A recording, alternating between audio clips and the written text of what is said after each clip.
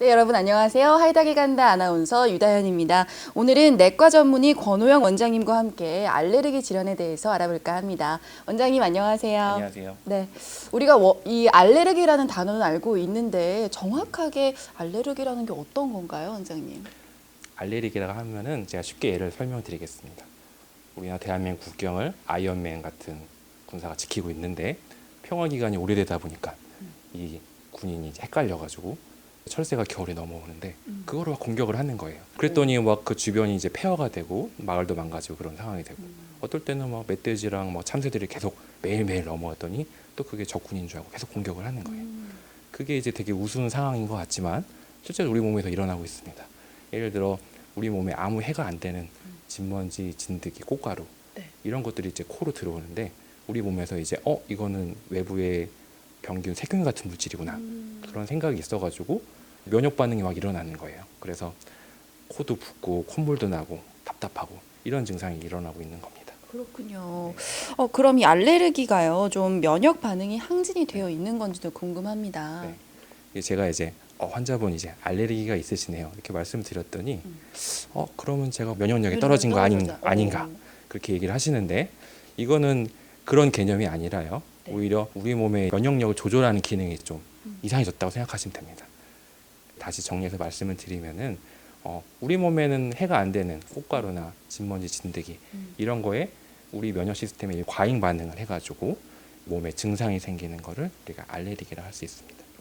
네, 그렇군요. 그러면요, 왜 우리 몸에 해가 되는 면역 시스템이 발동을 하게 되는 건지도 궁금하거든요. 네.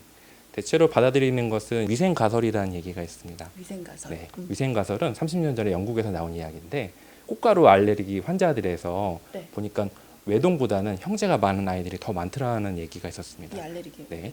그리고 동생이 많은 애들보다는 형 누나가 많은 애들이 알레르기가 더 적었던 거예요. 그래서 이는 형제들끼리 서로 감기 바이러스 주고받고 장염도 서로 왔다 갔다 걸리고 나서 우리 몸에 이제 방어에 도움이 되는 TH1이라는 면역 반응이 이제 더 올라가요. 건데 이제 알레르기 면역 반응을 일으키는 그 TH2 면역 반응이 감소돼 가지고 알레르기가 줄었다는 그런 가설이 내용입니다. 알레르기 질환이 이제 선진국에는 좀 많고 개발도상국에는 좀 많이 좀 적다는 이제 어떤 통계도 있고요. 그리고 개발도상국에서도 시골 가옥보다는 네. 도심에 사는 이제 친구들이 알레르기 질환이 더 많다는 통계가 있어가지고 이런 가설을 뒷받침해 주고 있습니다. 네. 그래서 말씀드리면은 어렸을 때 너무 이렇게 곱게 이렇게 키우는 것보다는 이렇게 놀이터 가서 흙도 좀 만지고 그다음에 산에 가서 좀 풀도 만지고 어렸을 때 여러 가지 세균에 대해서 다양하게 접하는 것 자체가 알레르기가 좀 적게 된다는 트렌드가 지금 연구되고 있습니다. 네. 하지만 이것은 아직 정설은 아직 아닙니다. 그렇다면요, 알레르기 질환에는 또 어떤 것들이 있는지도 궁금하거든요. 알레르기 질환에는 이제 아토피 피부염, 그다음에 식품 알레르기, 그다음에 천식, 그다음에 알레르기 비염, 결막염이 있는데요. 알레르기 행진이라는 말이 있습니다. 알레르기 행진이라는 말은 아주 어렸을 때는 아토피 피부염이 걸리고 그다음에 조금 지나서는 식품 알레르기, 그다음에 지나서 천식, 그다음에 좀 이제 나이가 들어서 초등학교 5학년쯤 되면은 알레르기 결막염, 알레르기 비염 이런 게 생기는데 이게 지금 다른 사람 얘기가 아니라 한 사람한테 생기는 겁니다. 그러니까 알레르기 질환이라고 하는 건 하나하나 개별적인 게 다 다른 질환이 아니라 다 총체적으로 예를 들어 그런 알레르기 질환이 피부에 생기면 아토피 피부염, 그다음에 코에 생기면은 알레르기 비염, 알레르기 결막염, 그리고 이게 알레르기 이런 물질들이 폐로 가가지고 폐에 생기면은 알레르기 천식 이렇게 생긴다고 생각하시면 됩니다. 네, 잘 알겠습니다. 제가 아는 분이요, 얼마 전에 이 두드러기가 나가지고 알레르기 질환 검사를 받았는데 피 검사를 했었는데 밀가루랑 돼지고기가 나왔다고 해요. 그리고 그분이 그걸 드시고 혹시 증상이 생기셨나요? 아니요, 증상은 따로 없었다고 하던데요. 이제 이런 알레르기 검사를 할 때 주의를 하셔야 합니다. 두드러기라고 해서 6주 이상 넘어가면은 이제 만성 두드러기라고 하는데요. 다른 말로는 만성 자발성, 만성 특발성 두드러기라고 합니다. 이거는 되게 아무 원인 없이 생기는 경우가 많습니다. 이런 경우에 이제 덜컥 알레르기 검사를 했는데 이제 막 돼지고기, 밀가루 알레르기가 나온 겁니다. 근데 먹으면은 괜찮아요.